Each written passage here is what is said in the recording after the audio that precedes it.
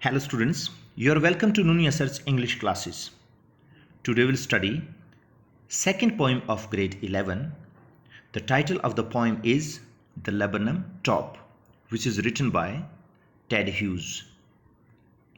We talk about the study points, so we'll study about the poet, introduction of the poem, explanation of the stanzas, poetic devices used, theme it revolves around, and the message. So first of all, we'll see into the life of the poet. Ted Hughes was born in 1930 and he died in 1998. He was an English by nationality. Edward James Hughes was his full name, and he was an English poet, translator, and children's writer. Critics frequently rank him as one of the best poets of his generation. He was in the front line of the poets and authors, and one of the 20th century's greatest writers. He served as poet laureate. Poet laureate means the poet who is appointed by the government to write for the government and its glorification.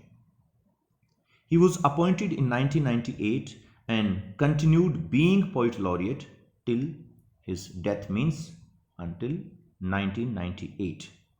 And in 2008, the Times That magazine ranked him fourth on their list of the 50 greatest British writers since 1945. So we come to know through this account that he was one of the greatest poets of his time and generation. Now we'll see the explanation of the poem. So in explanation, first we'll see the rhyme scheme of the poem. Is there any rhyme scheme? So for rhyme scheme, we'll be considering the ending sounds. First stanza, let's see, still, then sunlight and fallen. All three different sounds are there. All the three lines ending in different sounds, no rhyme scheme. Moving to next, chirrup and abrupt, up, trillings, thrills. Again, we find hardly any pattern over there. The last stanza, whisperings and infinite, empty and Lebanon. Obviously, there is no rhyme scheme in this poem. And length of the lines also varies too much. Some of the lines are long and some are very short. See the last one, the Lebanon. So we can say this is a free verse poem. Comes in the category of free verse. Now let's see the explanation. The Lebanon top is silent, quite still. In the afternoon, yellow September sunlight. A few leaves yellowing, all its seeds fallen. You can see the picture of the tree over here. Lebanon top is silent. He says that this top, the part of the tree which contains branches, twigs and leaves, says that there is no sound coming out of the tree and there is no movement in the tree. And he's talking about the autumn season in September.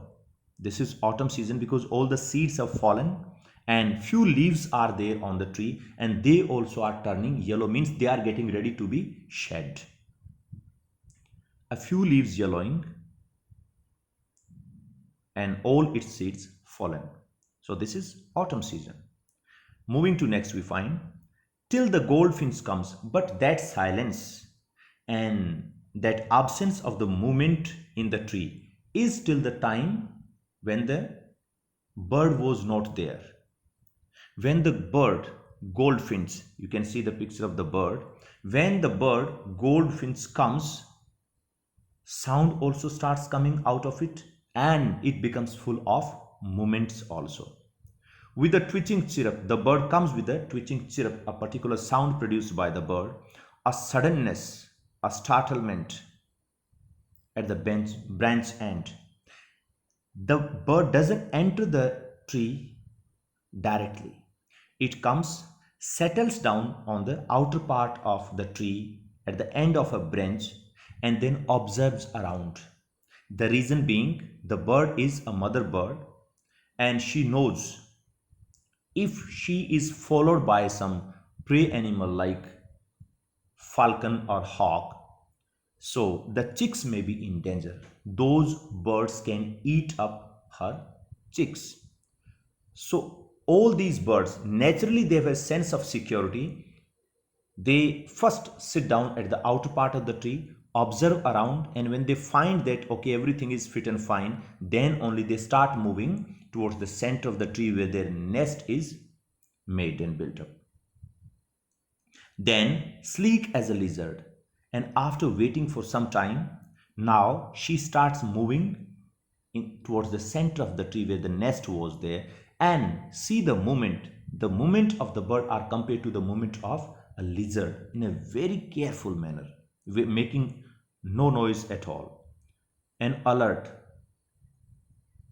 with every passing moment. She is full of alertness. She's moving ahead towards the nest, and she is all ears, all alert and abrupt. She enters the thickness means towards the center of the tree, and a machine starts up. The moment this bird reaches to her nest, her chicks came to know, they sensed the presence of mother, and then they started making a lot of noise. That is called starts a machine of chitterings and tremor of wings and trillings. Chitterings and trillings, they are the sound produced by the chicks, and tremor of wing when they are fluttering, moving their wings very fast, they are also producing sound. So that is called tremor of the wings. The whole tree trembles and thrills with the movement and the sound of those chicks. The whole tree came to life, and it was full of excitement. It was very exciting environment inside the tree now. It is the engine of her family, and the poet Ted Hughes says that these chicks are the engine of her family.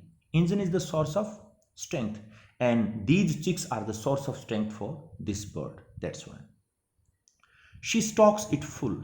As we supply fuel to engine, the same way this bird supplies food to her chicks, which is called stocks it full. She feeds them and satisfies their hunger, then flirts out to a branch. After feeding them, the bird comes again at the outer part of the tree, doesn't fly away directly. Again, it observes around, and when finds that there is no danger to her chicks, then only she flies away. Branch end, showing her barred face identity mask. And when she comes out, so if you look at the bird through the network of branches and leaves, you feel as if there are some lines drawn at the face of the bird, which is called as barred face. Then with eerie delicate whistle chirrup whisperings, she launches away towards the infinite. And after some time waiting outside of the tree at the end of the branch, she finds that everything is okay, no danger to the chicks. Then she produces a unique type of the sound. It happens with every animal and every bird. By the way, they don't have a very mature linguistic system like human beings, but still they have their own ways of communication. When some danger is there, when happiness is there, when sadness and sorrow is there, means certain moods of their life, they easily communicate. This is how the bees are there. They intimate about the source of the nectar. They just go over there, bring it in, make honey out of it. The same way, when dogs, we know that when they are happy, they produce different sound. When they are angry, they produce different sound. Animals have their own ways of communication. Same way, the bird produced a unique type of the sound before flying away. It was an indication for the chicks that now just be quiet, I'm going. If you make sound, you'll fall prey to some prey animals, especially the birds like crow is there, falcon is there, hawk is there, eagle is there. So chicks become very silent unless mother comes back and feeds them. Then with eerie delicate whistle chirrup, eerie strange type of the sound produced by the bird, she launches away. She flies away. Launch is a word that shows to fly away or to go away with some purpose in mind. and she was having a purpose of bringing food for her chicks. So she flies away towards the infinite, into the sky. She flew into the sky, and the laburnum subsides to empty laburnum, and the tree once again becomes motionless and soundless, like in the beginning. So this was the explanation, students. Now we'll see the poetic devices used in this poem. So first of all, we'll see personification. So the bird is personified over here. Not only bird, even tree is personified. The laburnum top is silent. The word silent is used for human beings. We speak or we remain silent. So the word used silent for tree, that's why tree is personified. Next we'll see afternoon yellow September sunlight, few yellowing seeds, and the goldfinch comes with its twitching chirp, sudden startlement, branch and sleek lizard, alert and abrupt. She enters thickness. Again we can see the use of pronoun she for the bird. By the way, for birds, animals, and insects and non-living things, we use pronoun it, but poet uses she for the bird, the mother bird. Again, this is the symbol of, you can say, indication of personification. The bird is personified, and the way it behaves, the maturity of the behavior it shows, the alertness and the sense of taking care about chicks, everything, it resembles to human beings. So again, personification happens over here. Next one is simile. A comparison happens over here. So let's see how the comparison has been described over here. The goldfinch comes with a twitching chirp, suddenness, startlement at a branch end, then sleek as a lizard. The movements of the bird are compared to the movements of lizard, and the word used for that comparison is as. So this is the example of alliteration, simile. Next one is metaphor. When chicks are cold, see in the second stanza itself, she enters the thickness and the machine starts up. What is this machine? And then the engine. It is the engine of her family. What is the engine of her family? Those chicks. So those chicks are compared to engine. Indirectly this time without using the word like and as. And over here they are called machine also. So the word engine and machine, they refer to the chicks of the bird. So this is metaphor again. Next one is imagery. In imagery, we can visualize the things. So the way they are presented, like the tree, the leaves are turning yellow, seeds fallen down, it's noon time, the birds come, perches at the end of the branches, and then starts moving inside, how the movements are compared to lizard, and alertness, and then how the birds, when they sense the presence of mother, they start making a sound and they flutter. Every single thing can be visualized in this poem. So we can say that this poem is a beautiful example of imagery, full of images. Next one is alliteration. So let's see where alliteration happens over here. Silent, quite still. So silent and still, they both begin with sound se, which is example of alliteration. Afternoon yellow September sunlight again example of alliteration. Few leaves yellowing, all its seeds fallen.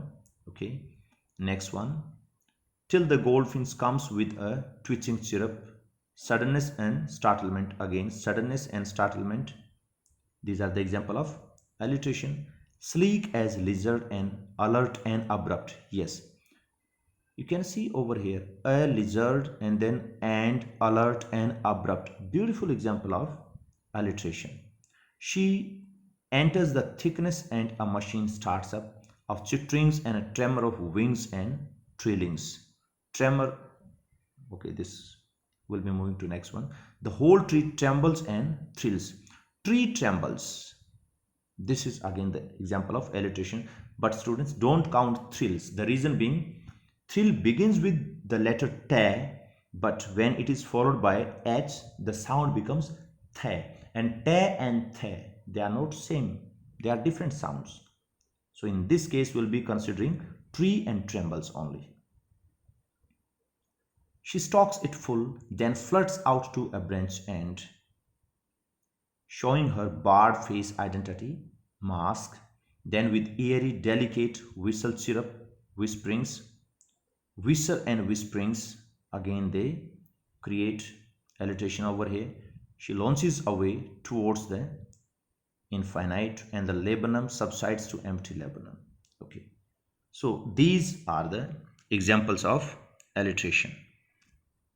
Moving to next is onomatopoeia.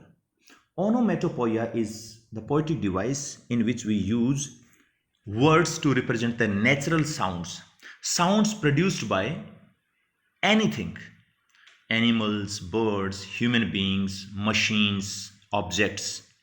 All those sounds are known as onomatopoeia. So over here we see the sounds produced by these young chicks. So twitching chirrup. Chirrup is the word which represents the sound of the bird. So example of onomatopoeia. Then comes next, when she enters and starts a machine of chitterings, tremor and trillings. All these words are the example of onomatopoeia.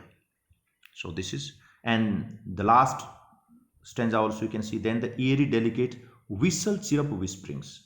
So these words also are the example of onomatopoeia. Last one is transferred epithet. In transferred epithet we find epithet means adjective. Transfer means misplaced or wrongly placed with a purpose. So in this poem also, Ted Hughes has made a use of transferred epithet, and where it goes, let's see. Afternoon yellow, sunlight, the leaves, all seeds fallen, the goldfinch comes with a twitching chirrup, suddenness, a startlement, bench, and sleek as a little abrupt. She enters the thickness and the machine starts up of chitterings and a tremor of wings and thrillings. The whole tree trembles and thrills. It's the engine of her family. She stalks it full, then flies out to a branch and showing her barred face identity mask. Yes, this is the line where transferred epithet lies. Barred face identity mask. The face is not barred. Rather, this appears because of the network of thin branches and leaves. When the bird is inside the tree, it is covered through the network of thin branches and all, which appear to be crossing each other as if the bird is inside a cage. And this scene is creating transfer epithet.